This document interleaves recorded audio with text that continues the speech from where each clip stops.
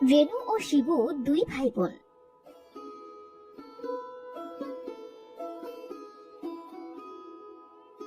তারা মাঠের এক বেগুন ক্ষেত থেকে বেগুন চুরি করছিল। তখন রেনু শিবুকে বলে, দাদা, এই দাদা, তাড়াতাড়ি বেগুনগুলো তুলে বাড়ি চল। বেগুন ক্ষেতের মালিকের কাছে ধরা পড়লে নির্ঘাত পিঠ মুড়ো দিয়ে সে বেঁধে রাখবে। এই তো এই তো হয়ে গেছে বোন, আজ বেশ কিছু বেগুন তুললাম। দুদিন না আসলেও আর সমস্যা নেই, চল বাড়িতে চল।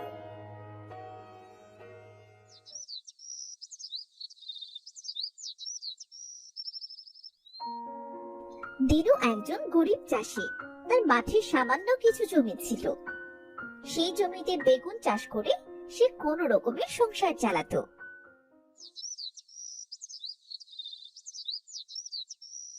কিন্তু কিছুদিন হলো তার বেগুন ক্ষেত থেকে রোজ বেগুন চুরি হতে লাগলো। তাই সে আজ সকালে মাঠে এলো বেগুন ক্ষেত পাহারা দিতে। দেখি আজ কারা আমার বেগুনগুলো চুরি করে। আজ সারাদিন মাঠেই বসে থাকবো। আমার সংসারটাই ভালোভাবে চলে না, তার ওপর কে যে আমার বেগুনগুলো চুরি করে কে জানে। হায় হায় রে, আজও আমার বেগুনগুলো সব চুরি করে নিয়ে গেল। কে কে করেছে আমার এই সর্বনাশ রে। দিনু তার বেগুন খেতে বসে কাঁদতে শুরু করলো। বেগুন ক্ষেতের পাশে ছিল একটা তাল গাছ। দিনুর মেয়ে টিনার কবর দেওয়া হয়েছিল। টিনা পেতনি রূপে সেই তাল গাছের উপরে থেকে তার বাবা ও বেগুন ক্ষেত দেখতো। না না না না না, অনেক সহ্য করেছি, আর না। আমার বাবা রোজ এমন করে কাঁদবে, আর এটা কিনা আমায় দেখতে হবে। আর না, এবার যদি ওর বেগুন চোর আসে তবে একটা হেস্তনেস্ত আমি করে ছাড়বো। বুঝেছি, সৃষ্টিকর্তা মনে হয় নিশ্চয়ই আমার পরীক্ষা নিচ্ছেন। সকালে মেয়েটাকে হারালাম, এদিকে সংসারে অভাব আর অভাব, আর কিছুদিন থেকে ক্ষেতের বেগুন সব চুরি হয়ে যাচ্ছে।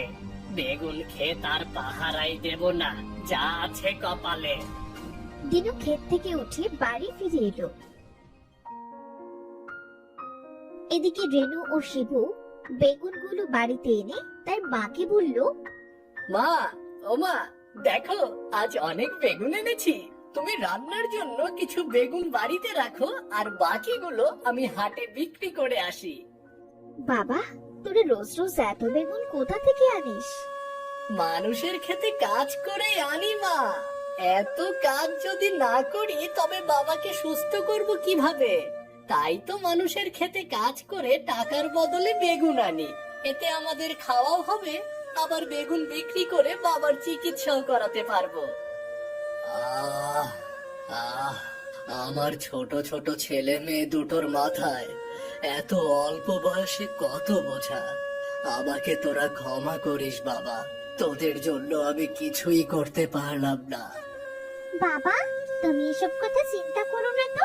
আগে তুমি সুস্থ হও, তারপর আমাদের কথা ভেবো। এই দাদা, চল বেগুনগুলো নিয়ে হাটে চল যাই। শিবু বাবা, তোর বাবার তো ওষুধ ফুরিয়ে গেছে। হ্যাঁ মা, আমার মনে আছে। আমি আসার সময় হাট থেকে ওষুধ নিয়ে আসবো।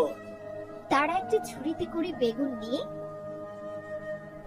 বাড়ি থেকে বের হয়ে রাস্তা দিয়ে হাঁটছিল। তখন রেনু বলে, আচ্ছা দাদা, এটা কি আমাদের ঠিক হচ্ছে বল? আমরা অন্যায় ভাবে মানুষের ক্ষেত থেকে বেগুন চুরি করছি। না জানি সেই লোকটা কত কষ্ট পাচ্ছে। তাছাড়া যে আমাদের আর কোনো উপায় নেই রে বোন।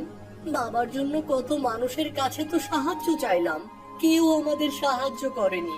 তাই তো চুরি করতে বাধ্য হলাম। চুরি করতে আমার একটুও ভালো লাগে না রে। এভাবে আমরা আর কতদিন চুরি করব দাদা? যতদিন না আমাদের বাবা সুস্থ হয় ততদিন। হাটে চলে এসেছি, এবার চুপ থাক না।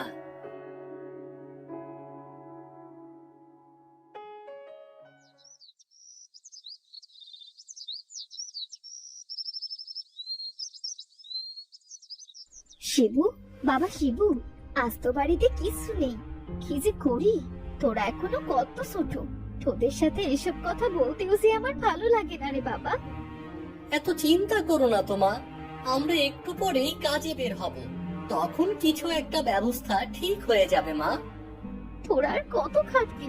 তার চেয়ে বলি কি, আমি না হয় মানুষের বাড়ি গিয়ে দুটো টুকটাক কিছু কাজ করি।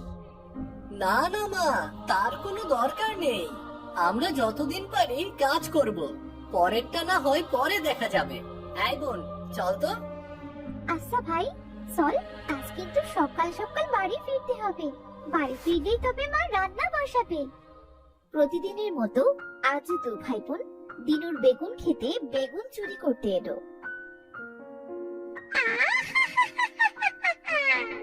আজও তোরা আমার বাবার সর্বনাশ করতে এসেছিস। তোদের আজ এমন কাজ করব, জীবনের মতো শিক্ষা হয়ে যাবে। বোন, তাড়াতাড়ি হাত চালা, কেউ দেখে ফেললে খুব সর্বনাশ হয়ে যাবে রে। হাতে বেগুনের কাঁটা ফুটেছে রে দাদা, বেগুন তুলতে খুব কষ্ট হচ্ছে রে।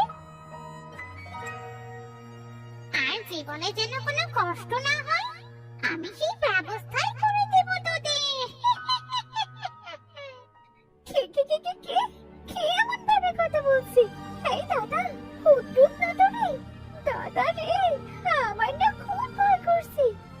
তোরা তো আর কখনো বেগুন তুলতে পারবি না।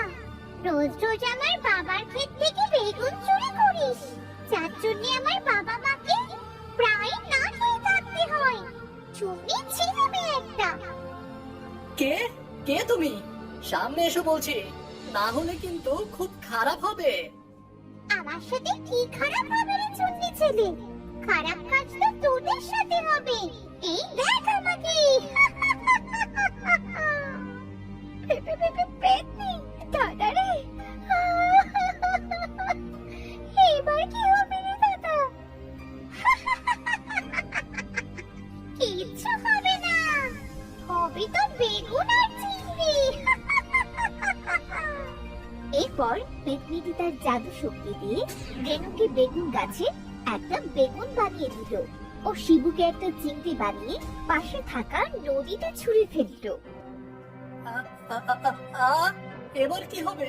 এই পেতনিটা তো আমাকে চিংড়ি বানিয়ে দিল আর বোনকে বেগুন বানিয়ে দিল। বাবা মাকে এবার কে দেখবে?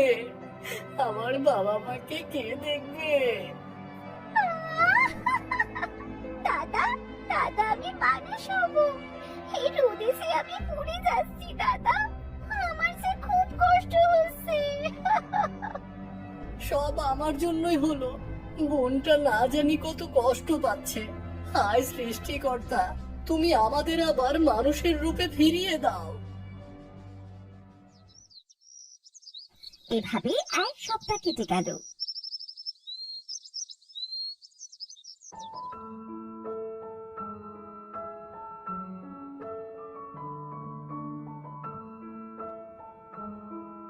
দিনু তার খেতে এসে দেখলো প্রতিটা বেগুন গাছ বেগুনে পরিপূর্ণ। এত বেগুন হয়েছে আমার খেতে, কিছুদিন রাগ করে খেতে না সেই তো লাভ হয়েছে দেখছি। চোরে মনে হয় আমার ক্ষেত থেকে আর বেগুন চুরি করছে না। চোরে বুঝতে পেরেছে আমি রাগ করেছিলাম। বাবা আজ কত খুশি, এর আগে বাবাকে কখনো এত খুশি হতে দেখিনি।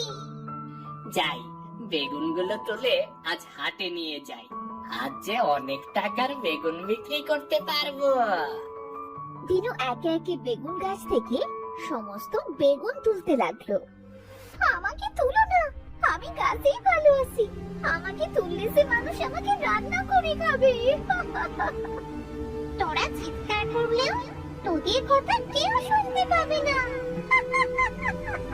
যত ইচ্ছে চিৎকার কর। আজ তো অনেক বেগুন তুললাম, থাক আবার কাল তুলবো। এগুলো নিয়ে আজ হাটে যাই। যাক বাবা, আজকের মতো